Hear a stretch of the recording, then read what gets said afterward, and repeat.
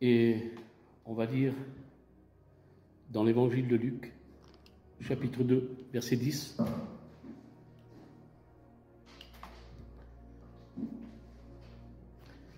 Chapitre 2, verset 10.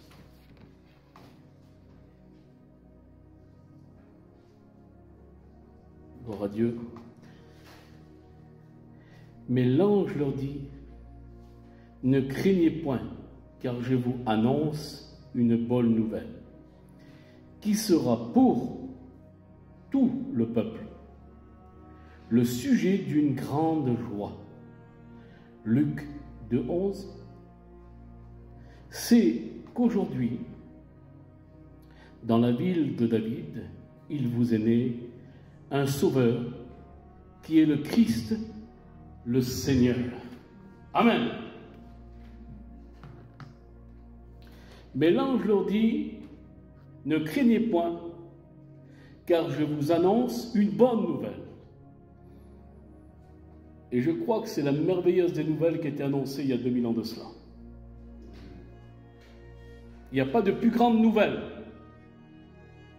Le Fils de Dieu, qui est né à Bethléem dans une petite étable.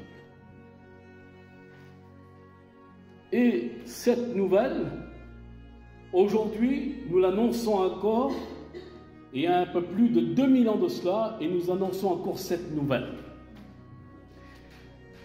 Un sauveur vous est né. Emmanuel, qui veut dire Dieu avec nous. Gloire au Seigneur. Et laissez-moi vous dire que cette nouvelle s'appelle l'évangile de la grâce de Dieu. C'est l'apôtre Paul qui dit. L'apôtre Paul dit que c'est l'évangile de la grâce de Dieu. Pourquoi l'évangile de la grâce de Dieu? Parce que le Dieu Tout-Puissant nous a fait grâce. Parce que la race humaine ne méritait pas. On ne méritait rien, nous. Désobéissants, par lequel nous avons tous offensé le Dieu créateur, le Dieu Tout-Puissant. Nous avons tous péché, car aucun homme dans le monde entier peut se prétendre qu'il n'a pas péché. Romains 3, 23, tous ont péché. Mais il est écrit, tous sont privés de la gloire de Dieu. Je veux dire, on était tous privés de la gloire de Dieu. Et la race humaine était privée de la gloire de Dieu. Mais le Père Céleste nous a fait grâce.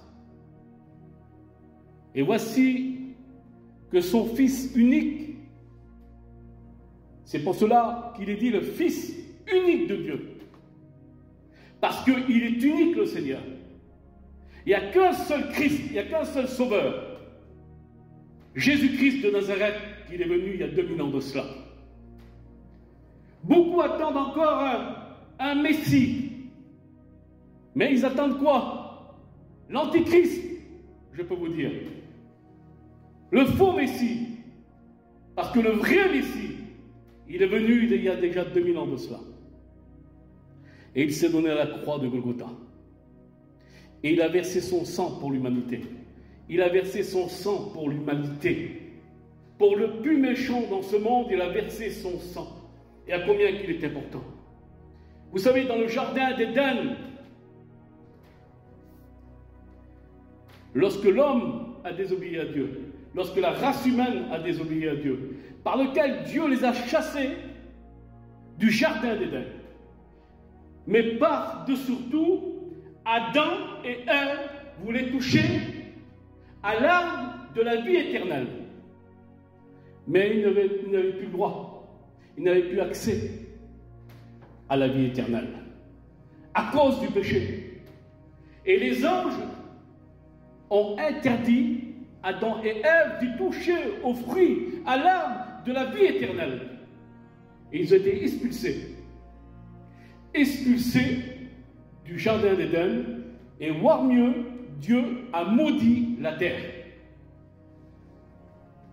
Mais Dieu avait son plan. Dieu avait son plan. Pourquoi qu'il avait son plan?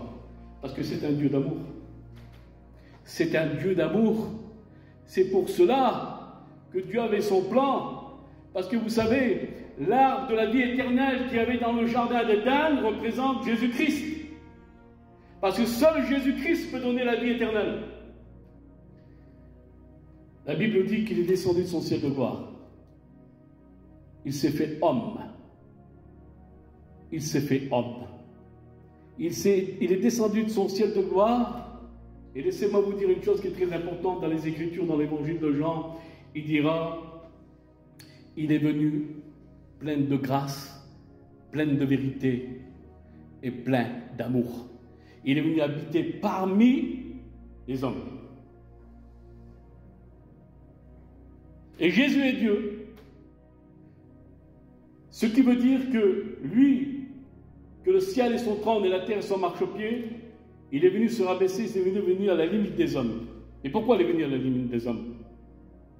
Pour sauver les hommes. Regardez l'amour de Dieu. Elle est immense. Elle est immense, l'amour de Dieu. Et à combien qu'il est important. Et laissez-moi vous dire que Jésus, il est venu pourquoi? Il est venu pour sauver les captifs. Il est venu pour sauver le pécheur. Et là, voilà la grâce de Dieu. Et elle est là, la grâce de Dieu. C'est que Dieu nous a fait grâce. On était tous perdus. Et le Seigneur nous a fait grâce. Romains 6, 23, le salaire du péché, c'est la mort. Mais le don gratuit de Dieu, c'est quoi? La vie éternelle. Le don gratuit de Dieu, c'est la vie éternelle. Et on n'avait même pas, on ne méritait même pas ce don. C'est un don de Dieu. Dieu nous a fait un don. Vous imaginez-vous, il nous a graciés. Et il a envoyé son Fils sur le bois de Golgotha. À combien qu'il est important. Et je dis gloire à Dieu. Parce que nous avons fait la paix avec Dieu. Pourquoi? Parce que nous avons accepté son Fils. C'est pour cela qu'il est écrit dans Jean 3,16, car Dieu a tant aimé le monde, il a donné son Fils unique, afin que quiconque croise en lui ne périt point, mais qu'il ait la vie éternelle. Nous croyons au Fils de Dieu. Nous avons donné notre vie au Fils de Dieu. Nous nous avons repenti avec des vraies larmes de repentance à la croix de Golgotha, à savoir que maintenant nous sommes des enfants de Dieu. Quelle beauté! C'est pour cela que la Bible dit, et qui dira dans 1 Corinthiens chapitre 1, verset 18, car la prédication de la croix est une folie pour ceux qui périssent.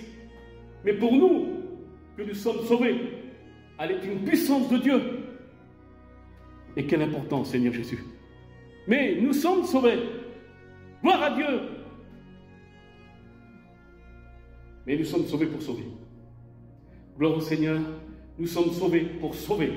Et laissez-moi vous dire, et puis j'en ai parlé ce soir, c'est important, Seigneur Jésus, et j'en parlerai encore. L'Église du Christ ne doit pas être au chômage. L'Église de Jésus-Christ ne doit pas être au chômage. L'Église de Jésus-Christ doit gagner des âmes. Et nous devons gagner des âmes pour le Seigneur. Je le dirai encore et je le redirai toujours. Vous savez l'importance aujourd'hui. L'importance aujourd'hui. On se dit, oui, nous sommes chrétiens. Bien sûr, nous avons reçu cette bonne nouvelle, nous. On a reçu la bonne nouvelle de Jésus-Christ. Nous sommes chrétiens. Merci Seigneur. Mais ça ne fait pas tout de dire je suis chrétien. Ça ne fait pas tout d'avoir le titre d'un chrétien. Mais nous devons refléter l'image du Christ. Et refléter l'image du Christ, c'est quoi? C'est dégager le parfum de Jésus. Et dégager le parfum de Jésus, c'est quoi? C'est l'amour. Et c'est quoi l'amour? L'amour nous donne à y aller au-devant des âmes. Et l'amour nous donne à sauver les âmes. Parce que c'est par amour que nous pouvons les sauver. Pourquoi?